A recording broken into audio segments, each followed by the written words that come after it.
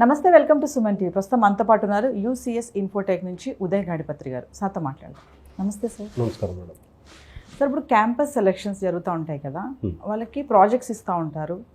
కొంతమంది ప్రాజెక్ట్స్ ఇవ్వకుండా notice period ఇచ్చేస్తారు, మీకు స్టైఫండ్ ఇచ్చేస్తాము, ఇక్కడతో స్టాప్ చేసేద్దామని కూడా క్యాన్సిల్ అంటారు. సో అలా ఉన్నటువంటి స్టూడెంట్స్కి ఏం చెప్తారు మీరు? సో ఐటీలో ఉన్న రియాలిటీ అనేది చాలామందికి తెలియదు. సో ఐటీలో ఉన్న రియాలిటీ అనేది చాలా డీటెయిల్డ్గా మాట్లాడుకోవాలి.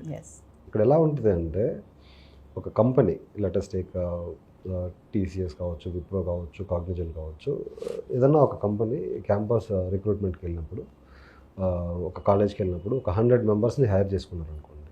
మ్యాక్సిమం 100 మెంబర్స్లో ఒక 20 మెంబర్స్ని డెవలప్మెంట్ ప్రాజెక్ట్స్లో పెడతారు. డెవలప్మెంట్ ప్రాజెక్ట్స్ అంటే ఏంటి? అందులో కొంచెం నేర్చుకోవడానికి స్కిల్స్ ఉంటాయి. సో దట్ ఏంటి అంటే తన గ్రోత్ ఉంటుంది. ఎప్పుడైతే మనం నేర్చుకుంటున్నామో మనం గ్రో అవుతున్నట్టు.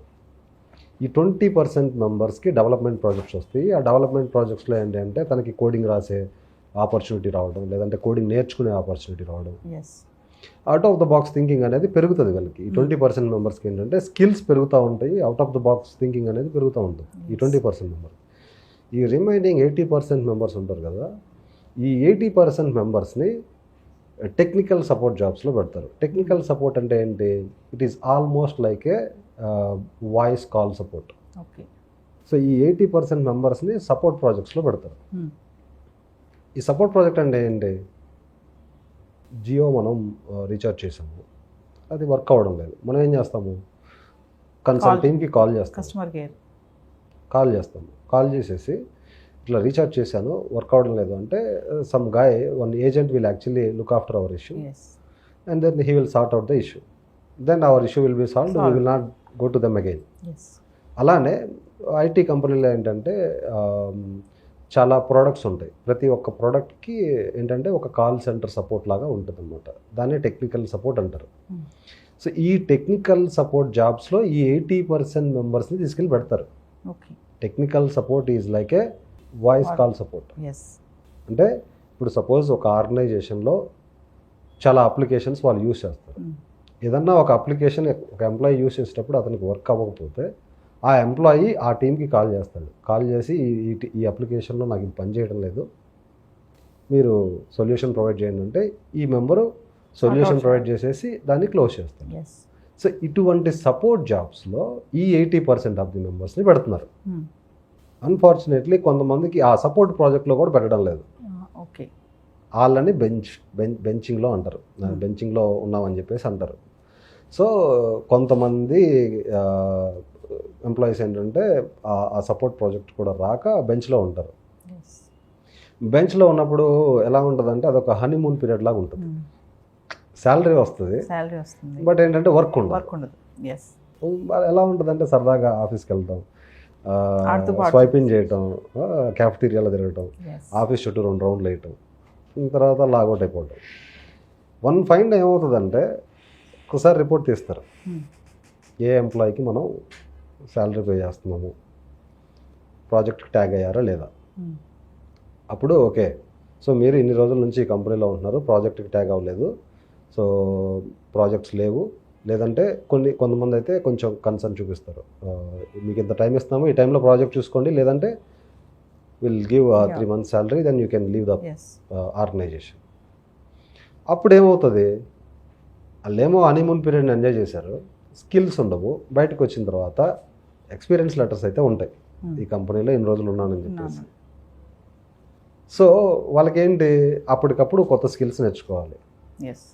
అలా కాకుండా బెంచ్లో ఉన్నప్పుడే ఒక అవకాశం దొరికింది అని చెప్పేసి ఏదో ఒక స్కిల్ని మాస్టర్ చేయటం అనేది వాళ్ళు చేయాల్సిన మంచి పని.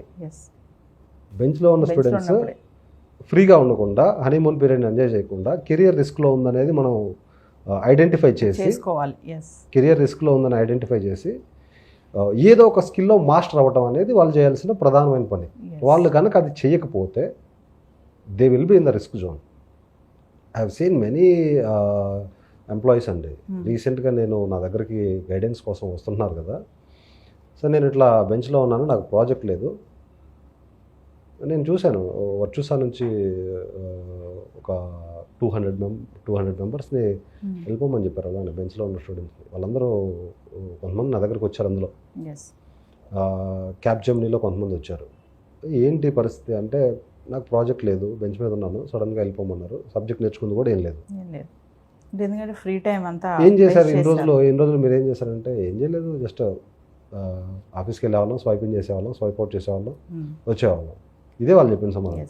సో నేను చాలామంది స్టూడెంట్స్ని చాలామంది ఎంప్లాయీస్ని చూస్తున్నాను, బెంచ్లో ఉన్నారంటే దాన్ని ఒక ఆపర్చునిటీగా, నేర్చుకోవడానికి దొరికిన ఆపర్చునిటీగా మీరు ట్రీట్ చేయాలి.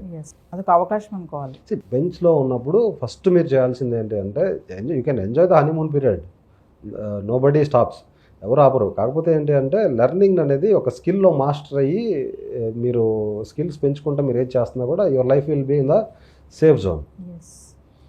సో ఇది బెంచ్లో ఉన్న ఎంప్లాయీస్ చేయాల్సిన పని. చాలామంది ఇది చేయడం లేదు. సో అటువంటి వాళ్ళు మన దగ్గరికి చాలామంది వస్తూ ఉంటారు, మనం గైడెన్స్ ఇస్తూ ఉంటాము, ప్రాపర్గా వాళ్ళని మాస్టర్స్ ఒక స్కిల్లో మాస్టర్ అయ్యేలా చేస్తాము. సో ఇక వీళ్ళ నుంచి తీసుకుంటే ఈ నేను చెప్పాను కదా, కొంతమంది 80% ఒక స్టూడెంట్స్ సపోర్ట్ ప్రాజెక్ట్స్ వస్తాయని చెప్పేసి, వాళ్ళకి ఎలా ఉంటుంది అంటే, శాలరీ వస్తుంది, ఏదో ఒకటి చేస్తారు, ఏదో ఒకటి. Out of the box thinking ఉండదు. Out of the box thinking అంటే ఏంటి, కొంచెం కొత్తగా ఆలోచించే, కొత్తగా ఆలోచించే రొటీన్ వర్క్ ఉంటుంది అనమాట వీళ్ళకి. అంటే ఇన్ అదర్ వర్డ్స్, ఇన్ ఐటీలో ఏంటంటే ఎక్సెల్ వర్క్ అంటారు మామూలుగా. అయితే మామూలుగా ఐటీలో రెగ్యులర్ ఎక్సెల్ వర్క్ అంటారు. అంటే ఇంకా రొటీన్గా సేమ్ అదే వర్క్, రోజు అదే వర్క్ చేస్తూ ఉంటారు. Out of the box thinking ఉండదు. వీళ్ళకి బయట ఆపర్చునిటీస్ తక్కువగా ఉంటాయి. ఎలా ఉంటుందంటే, రొటీన్ వర్క్ నార్మల్గా ఎవరిని పెట్టినా చేయొచ్చు కదండి. ఇప్పుడు రొటీన్ వర్క్ ఒక ఇంటర్మీడియట్ స్టూడెంట్ని తీసుకొచ్చేసి కొంచెం ప్రాపర్గా ట్రైనింగ్ ఇచ్చేసి రొటీన్ వర్క్ చేయమంటే చేస్తారు కదా. ఎవరైతే ఈ సపోర్ట్ ప్రాజెక్ట్ లీడ్ కావచ్చు, మేనేజర్ గానే ఉంటారో, వాళ్ళు ఏమనుకుంటారంటే, వాళ్ళ ఐడియాలజీ ఎలా ఉంటుందంటే, ఒక ఎంప్లాయ్ వెళ్ళిపోతా అన్నప్పుడు, ఓకే వెళ్ళిపోని, ఇతని ప్లేస్లో ప్రెషర్ని పెట్టి ఇదే వర్క్ చేయించుకుందాం. అడిషనల్గా ఏం నేర్చుకోవట్లేదు కదా అక్కడ, చెప్పిన పని కదా, కొత్తగా ఏం లేదు కదా.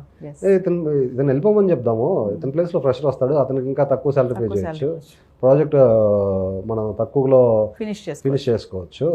సో ఇట్లా ఏంటి అంటే, ఈ వీళ్ళు శాలరీ వస్తుంది, రొటీన్ వర్క్, కాకపోతే గ్రోత్ ఉండదు. సపోర్ట్ ప్రాజెక్ట్ వీళ్ళు ఏంటంటే చాలా చాలా చాలా చాలా లేట్గా రియలైజ్ అవుతున్నారు. వీళ్ళు ఒక 5-6 years తర్వాత రిలీజ్ అవుతున్నారు.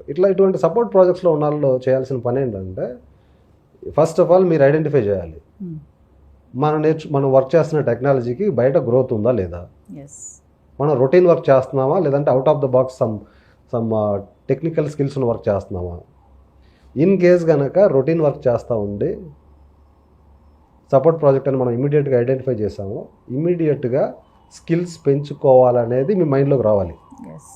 చాలామంది మాకు ఫోన్ చేస్తారు, మేము చెప్పే టెక్నాలజీ అనేది కంపెనీలో, మేము నేర్పించే టెక్నాలజీ అనేది కంపెనీలో ప్రతి ఒక్క ఎంప్లాయీ యూస్ చేస్తున్నారు. ఆ అప్లికేషన్ అనేది ప్రతి ఒక్క ఎంప్లాయీ యూస్ చేస్తారు. ప్రతి కంపెనీలో ప్రతి ఒక్క ఎంప్లాయీ ఆ అప్లికేషన్ యూస్ చేస్తారు. సార్ ఇట్లా మీ అప్లికేషన్, మీరు చెప్తున్న అప్లికేషన్ మేము కూడా యూస్ చేస్తున్నాం, మేము నేర్చుకోవచ్చు అంటే డెఫినెట్గా నేర్చుకోవచ్చు. నువ్వు చూస్తున్నావు, లేదంటే రేపు మేము మా దగ్గర నేర్చుకున్న తర్వాత నువ్వు ఆ అప్లికేషన్ మీద వర్క్ చేస్తావు. అట్లా సో చాలామంది స్టూడెంట్స్ బెంచ్లో హనీమూన్ పీరియడ్ని ఎంజాయ్ చేస్తా లైఫ్ని రిస్క్లో పెట్టుకుంటున్న వాళ్ళు ఉన్నారు. చాలామంది సపోర్ట్ ప్రాజెక్ట్లో వర్క్ చేస్తా వాళ్ళు గ్రోత్ లేకుండా, వాళ్ళు గైడెన్స్ లేక, ఇదంతా కూడా పెద్దవాళ్ళు చెప్పేది ఏంటంటే, ఇదంతా జరుగుతుంది ఏంటంటే గైడెన్స్ లేకపోవడం వల్లే, పర్ఫెక్ట్ మెంటర్షిప్ లేకపోవడం వల్ల. Yeah madam. Thank you.